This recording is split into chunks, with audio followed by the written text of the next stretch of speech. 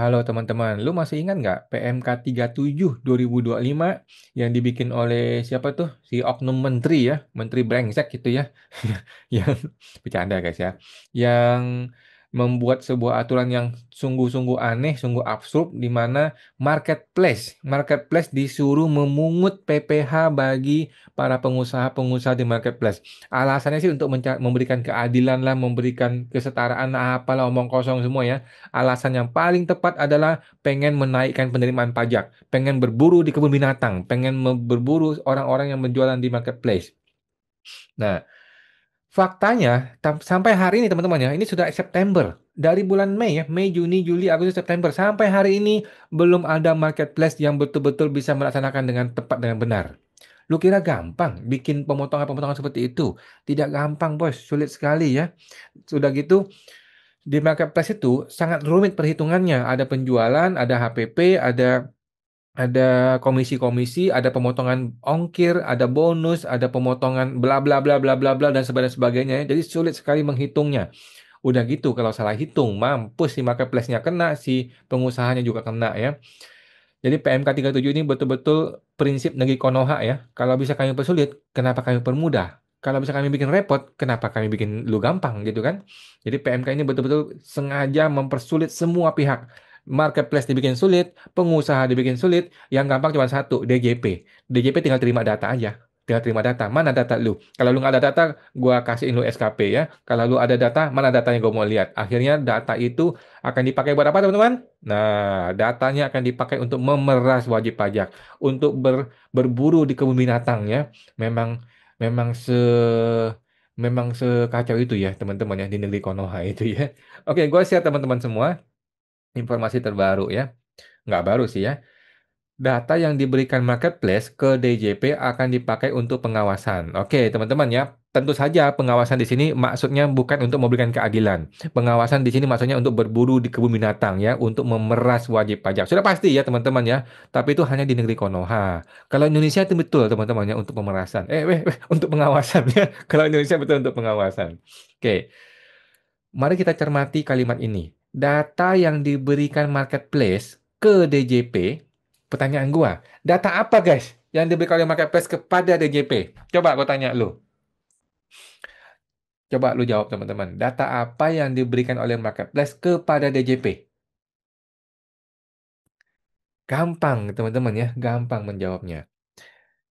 Data pertama adalah data profil, profil para seller-seller di marketplace. Ya dong, dia mau tahu dong siapa-siapa yang jualan, nomor KTP-nya berapa, nomor MPP-nya berapa, nomor teleponnya berapa, tokonya di mana, alamatnya di mana, profil wajib pajak.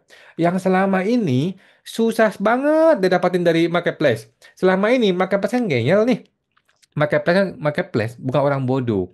Marketplace nggak akan mau kasih database kepada DJP dong. Tetapi kan DJP punya punya akal ya, bukan orang bodoh juga DJP ini. Gimana caranya kita memaksa marketplace kasih kita data, tetapi pakai jalur hukum, kan gitu? Kalau kita paksa dia kasih kita database database customer, pasti dia menolak.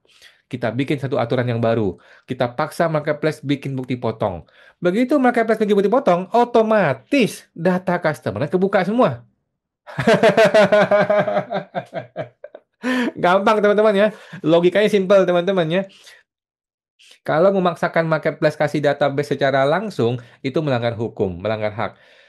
Tetapi ketika memaksa marketplace bikin bukti potong, maka otomatis datanya akan tersimpan, datanya akan dikirim ke DJP. Yang kedua, selain data profilnya, yang kedua adalah data omset, data penjualan dari marketplace, dari para seller, para penjual di marketplace. Oke? Kalau data profil dan data sales, data penjualan sudah terbongkar, sudah terbuka, apa yang akan terjadi di tahun depan? Tahun depan bagaimana teman-teman? Tahun depan akan berburu di kebun binatang.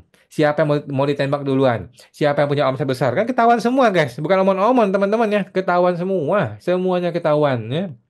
Jadi melakukan PMK 37 untuk memaksa marketplace memotong PPh 22 ya kepada customer, kepada seller bukan dalam rangka untuk memberikan keadilan, bukan dalam rangka untuk memungut PPh ecek-ecek yang 2,5%, 0,5%, bukan ya. Itu dalam rangka untuk memeras wajib pajak untuk mencari di kebun binatang nih siapa yang gemuk-gemuk nih, yang gemuk-gemuk tapi belum gua tembak siapa nih. Nah, itu yang akan dikejar teman-teman ya. Tetapi itu semua hanya cerita di negeri Konoha teman-teman ya. Kalau Indonesia nggak ada yang begituan. Indonesia mah pada bagus semua DJP-nya ya. Oke, ini siapa nih? Staf ahli Menteri Keuangan bidang kepatuhan pajak Bapak Yon Arsal. Oke. Data perdagangan yang disimpan oleh penyedia marketplace kepada Dijen Pajak bakal menjadi landasan dalam melakukan pengawasan. Luar biasa ya, staf ahli Menkeu Bapak Yon mengatakan penerimaan dari pemungutan PPh pasal 22 atas kegiatan jual beli di marketplace memang tidak terlalu signifikan. Seperti yang gue bilang teman-teman ya, omong kosong lah 0,5% itu bermanfaat atau tidak ya. 0,5% itu hanya sarana saja. Itu tidak bermanfaat, itu kecil sekali. Tetapi tujuan utamanya adalah profiling wajib pajak dan kemudian mencari tahu berapa omset yang wajib pajak. Setelah ini diketahui satu persatu tinggal ditembak di kebun binatang ya. Begitulah filosofi berburu di kebun binatang. Namun, data yang diperoleh dari marketplace bisa digunakan untuk mendukung kegiatan pengawasan. Luar biasa ya. Jadi bahasanya luar biasa halus ya. Bahasa yang tepat adalah begitu data yang kami dapatkan akan kami buru satu persatu di kebun binatang. Lu mau bersembunyi di mana? Tidak ada tempat untuk bersembunyi. Karena ketika lu jualan di marketplace, semua data-data lu akan diberikan oleh marketplace kepada kami, DJP gitu ya. Kira-kira begitu eh, persepsi gua untuk pernyataan dari petugas pajak di negeri Konoha ya. Kalau Indonesia nggak ada yang begitu, pada bagus Indonesia semua ya. Nanti di dalam sistem DJP akan terakumulasi. Itu memang yang kemudian kita akan awasi dan dijadikan sarana untuk mengedukasi. Edukasi tai kucing. Mana ada edukasi wajib pajak yang ada? Mana ada edukasi, Bos? AR tidak punya fungsi edukasi ya. Ingat ya, Bapak siapa tadi Pak Yon ya. AR tidak punya fungsi edukasi. AR punya fungsi untuk memeras. AR punya fungsi untuk mengintimidasi. AR punya fungsi untuk menggali penerimaan pajak semaksimal mungkin. Tidak ada fungsi edukasi, edukasi dari Hong Kong lu edukasi. Jadi kalimat ini adalah kalimat yang halus, kalimat yang adem gitu ya, tetapi dalam prakteknya di lapangan berdarah-darah ya, AR pusing, AR ribut dengan wajib pajak ya. Bagaimana orang ditemukan punya omset 10 miliar, 20 miliar, 30 miliar gimana coba? Yon mencontohkan dalam hal data terkumpul menunjukkan bahwa omset pelaku usaha sudah melebihi 4,8 M. Pelaku usaha akan didorong melakukan pelaporan usaha guna dikukuhan PKP. Aduh, si Pak Yon kayak orang bodoh nih Pak Yon nih ya. Begini Pak, orang tidak jadi PKP gara-gara apa sih? Gara-gara dua hal. Yang pertama adalah kurang edukasi, ya. Tetapi gua rasa kurang edukasi nggak tepat juga, karena orang sudah tahu kok batasan 4,8 M. Ada satu alasan utama. Alasan utama orang tidak bisa PKP adalah dia tuh tidak punya PPN masukan. Dia tuh tidak punya pembelian yang clear PPN-nya. Kenapa bisa begitu? Karena impor abal-abal, impornya adalah impor borongan. Pertanyaan gua, kenapa impor borongan bisa masuk ke Indonesia? Nah, itu akar masalahnya, Pak. Akar masalahnya adalah impor borongan masih diperbolehkan, bukan hanya diperbolehkan, justru didorong oleh oknum-oknum di Bea Cukai di negeri Konoha. Itu, Pak. Coba ngomong ke Pak Purbaya, perbaiki dong, perbaiki caranya, perbaiki sistemnya, perbaiki impornya. Kalau semua impor itu harus resmi, harus bayar PPN dengan resmi, maka metode PMK 37 itu bisa berhasil. Yaitu orang didorong menjadi PKP itu bisa berhasil. Kenapa? Karena dia sudah punya PPN masukan. Kalau orang punya PPN masukan, dia tidak akan keberatan menjadi PKP.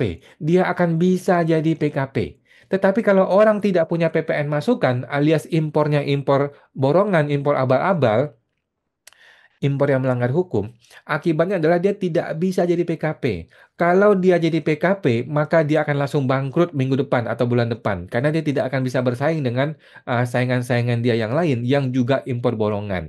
Akibatnya apa? Akibatnya yang terjadi adalah korupsi. Loh, kan bisa korupsi?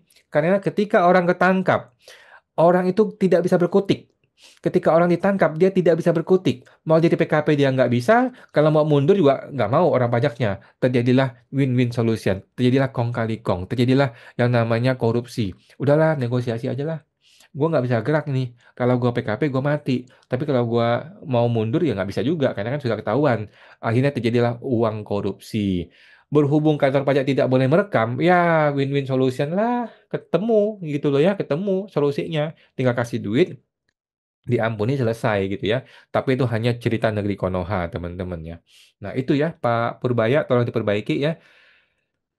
Kunci masalah utama dari orang tidak jadi PKP adalah tidak punya PPN masukan. Ini yang masih diberesin. Gua tahu DJP tahu masalahnya, tetapi DJP pun kesulitan untuk memperbaiki masalah ini. Gampang, Pak. Tutup keran yang namanya impor ilegal. Beresin itu. Kalau itu bisa beres, maka minimal minimal beberapa pengusaha akan mau jadi PKP karena dia sudah merasa persaingannya adil nih. Kalau persaingannya adil, maka dia pun merasa, oke lah, gue jadi PKP nggak apa-apa, gitu ya. Profit turun sedikit, tetapi kan gue masih bisa hidup, gitu loh. Kalau sekarang nggak bisa. Kalau sekarang orang yang tidak punya PPN masukan, kemudian dipaksa jadi PKP, bangkrut bulan depan.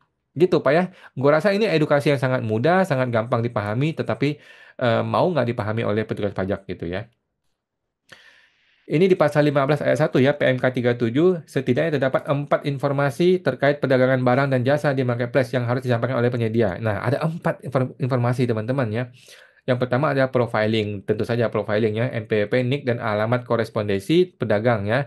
Surat pernyataan yang disampaikan oleh pedagang dalam negeri bahwa omset sudah melebihi 500 juta, dan surat keterangan bebas yang disampaikan oleh pedagang dalam negeri kalau masih di bawah 500 juta. Informasi kedua adalah nama akun dan atau pilihan negara pedagang, NPWP atau Tax Identity TIN ya, dan atau alamat korespondensi, alamat email, dan nomor telepon. Jadi semua udah dapat ya, semuanya. Jadi semua profiling lu sudah dapat ya, profiling dari eh, para seller-seller di marketplace. Selama ini kan nggak punya. Selama ini DJP itu nggak punya. DJP itu hanya pakai aplikasi-aplikasi abal-abal, aplikasi apa tuh? Aplikasi hacker ya yang dipakai, tapi DJP Konoha ya untuk mencari tahu eh, kayak lu punya profiling dan omset. Si marketplace nggak mau kasih gitu loh. Karena kan database-nya private, data internal. Begitu dibikin aturan PMK 37, sudah nggak bisa kabur. Marketplace sudah nggak bisa kabur. Nah, dengan cara halus ya, DJP memaksakan marketplace memberikan data profiling wajib pajak kepada DJP. Mati lu semua ya, mati kita semua begini caranya. Ketiga, informasi yang termuat dalam dokumen yang dipersamakan dengan bukti pungut PPh 22 ya. Adapun informasi itu adalah nomor tanggal dokumen, nama pihak lain, nama akun pedagang, mampus, mampus. Identitas pembeli barang dagang, jenis barang jasa, nilai PPh 22, mampus, mampus. Keempat, PPh 22 yang sudah dipungut dan disetorkan oleh penyedia marketplace. Mampus ya. Sebagai informasi, PMK 37 mewajibkan penyedia marketplace untuk memungut PPh 22 sebesar 0,5% dari peredaran bruto yang diterima oleh pedagang ya. Jadi 0,5 itu sangat-sangat kecil teman-teman ya, tidak bermanfaat bagi negara. Tetapi profilingnya yang paling penting, database-nya yang paling penting ya. Ingat, uang di masa kini bukanlah uang ya, tetapi informasi dan data ya. Penyedia marketplace selaku pihak lain yang bakal ditunjuk dan diwajibkan memungut PPh 22 bisa bila penyedia marketplace dimaksud menggunakan escrow account untuk teman-teman sudah tahu lah teman-teman ya, sudah tahu ya. Oke, seperti itu teman-teman ya. Ada yang komentar nih, ada yang komentar.